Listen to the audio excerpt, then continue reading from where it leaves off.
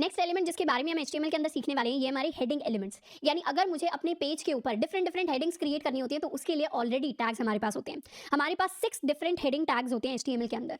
इन्हें हम H1 से लेकर H6 तक लेकर जाते हैं। यानी एक टैग होता है मेरा H1 जो डिस्प्ले करता है सबसे बड़ी हेडिंग, यानी इसके अंदर जो भी चीज आप लिखेंगे ABCD अगर मैंने लिखा तो ये सबसे लार्जेस्ट साइज में डिस्प्ले होगा हेडिंग की टर्म्स में। दूसरा टैग होता है मेरे पास H2, तीसरा टैग होता है H3, चौथा टैग होता है मेरे पास H4, पांचवा होता है मेरे पास H5 एंड 6 टैग मेरे पास होता है H6। एंड ये साइज में नीचे की तरफ डिक्रीज होते चले जाते हैं। मतलब अगर आपको सबसे छोटी हेडिंग देनी है तो वो H6 में आएगी और सबसे बड़ी हेडिंग देनी है तो वो मेरे पास H1 में आएगी। तो ये 6 different levels of section headings को रिप्रेजेंट करते हैं। इसका एक एग्जांपल हम कैसे देख सकते हैं कि हेडिंग किस तरीके से रिप्रेजेंट होती है। अगर मैं अपने ब्राउजर के ऊपर जाऊं और मान लेते हैं मैंने एक पेज खोला एवेंजर्स विकिपीडिया के नाम से, मैंने इस पेज को खोला। अब इस पेज में ये जो द एवेंजर्स, ये जो टाइटल लिखा हुआ है ये मेरी सबसे बड़ी हेडिंग है। अब इससे छोटी हेडिंग क्या होगी, ये तो मेरी सबसे बड़ी हेडिंग हो गई। मेरी एक लेवल छोटी हेडिंग हो जाएगी ये प्लॉट, उसी सेम लेवल पर ये कास्ट आ जाएगी।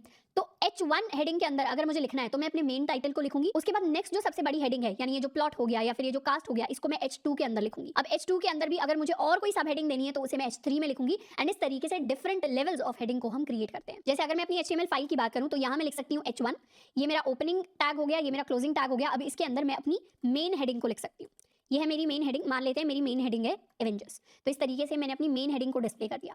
अब अगर इनकी छोटी सब हेडिंग्स मुझे डिस्प्ले करनी है तो अब मैं सारी की सारी जो सब हेडिंग्स होंगी उनको H2 के अंदर डिस्प्ले करूंगी। जैसे अब मैं अपने एवेंजर्स के नाम लिख सकती हूँ, यहाँ मैं नाम लिख सकती हूँ आयरन मैन का। अगर जिन्हें एवेंजर्स के बारे में नहीं पता, ये कुछ रैंडम नाम है जो मैं लिख रही हूँ, यहाँ पर मैं थॉर लिख सकती हूँ।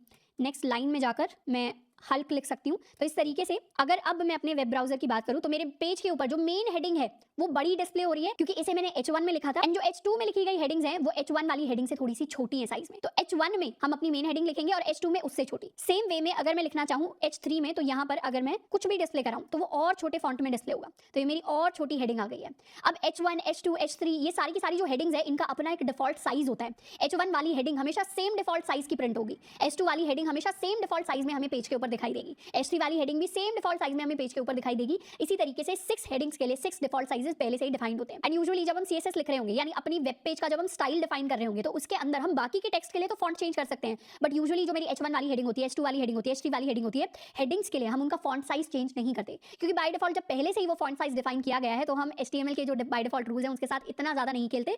तो मैक्सिमम केसेस में हम हेडिंग्स का डिफॉल्ट साइज चेंज नहीं कर रहे होंगे, जो उनका डिफॉल्ट साइज है हम उसे वैसा ही रखते हैं। एंड अगर हमें अच्छे से अपने HTML प्रोग्राम को लिखना है तो HTML कोड के अंदर फाइल के अंदर यूजुअली हमारे पास एक ही H1 टैग होता है। ऐसा नहीं है कि मल्टीपल H1 टैग्स को हम डिस्प्ले कराएंगे। तो H1 टैग एक ही होता है। अपने H2 टैग्स को हम मल्टीपल रख सकते हैं डिपेंडिंग अपॉन हम कौन से लेवल की बात कर रहे हैं अपने पेज के ऊपर। अब अगर मैं चाहूं तो यहाँ पर हेडिंग टैग्स मैंने लिखे हुए हैं, इनके साथ मैं अपने पैराग्राफ टैग को मिक्स कर सकती हूँ। This is a paragraph. इस तरीके से मैं एक पैराग्राफ टैग को हर एक हेडिंग के बाद लिख सकती हूँ। इसको कर लेते हैं सेव एंड इसको करते हैं रिफ्रेश। तो यहाँ पर ये मेरी मेन हेडिंग आ गई, ये आई है मेरे पास H1 की हेल्प से।